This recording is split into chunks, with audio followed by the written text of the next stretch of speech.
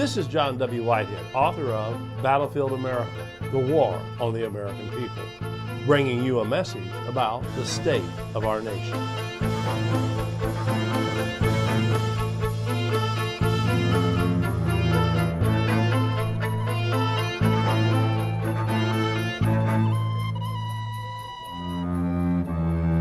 As I detail in my book, Battlefield America, The War on the American People, there's something going on in this country that I consider quite dangerous, and many commentators are also seeing something that's quite disturbing.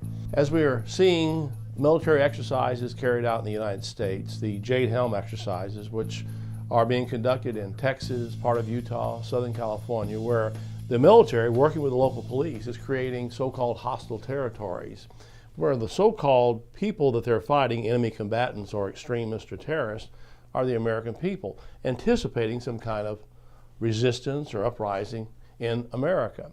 Believe it or not, the Department of Defense has its Minerva Research Initiative, where they work with a number of universities and they're trying to create a study on how to put down so-called social uprisings.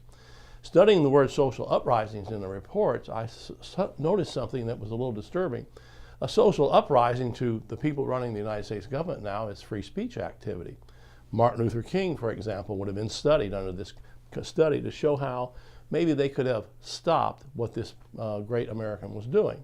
But these exercises are not new. Under the Reagan administration, back in the 1980s, the American government was running exercises in various parts of the country called Rex 84.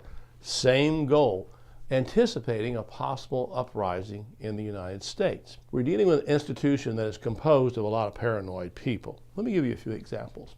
Why in the world would the Department of Homeland Security contract, not buy them up off of some foreign market, but contract to actually purchase 1.6 million hollow point bullets?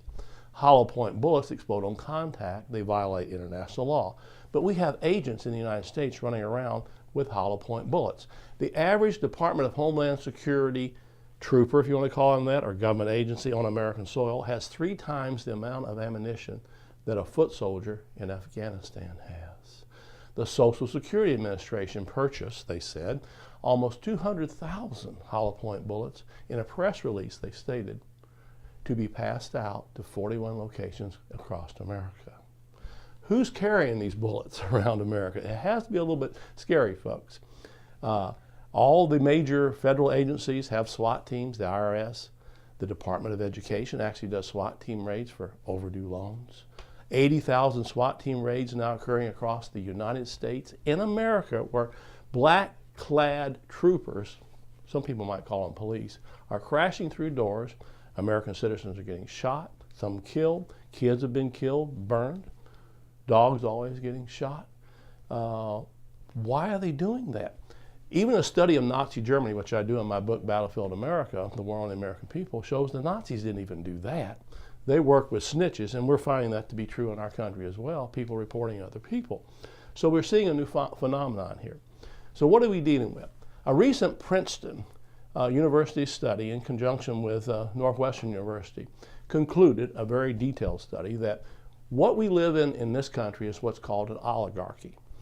And the study concludes that the average American has virtually no input on the national level. Who has an input? What do you think? Large corporate interests, the people that go in and out of the White House. There are 25 lobbyists, corporate lobbyists, per representative. So who's controlling things today? Large moneyed interests.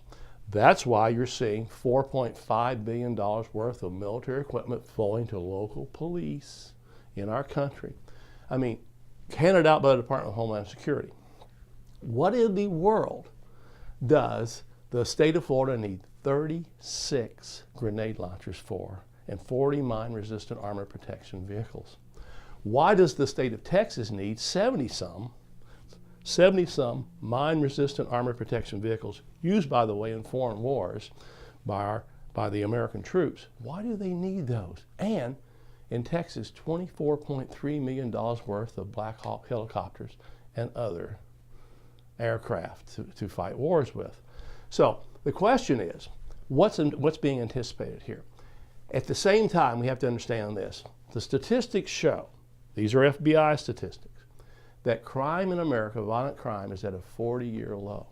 Police officers getting shot in the line of duty is at a 50-year low.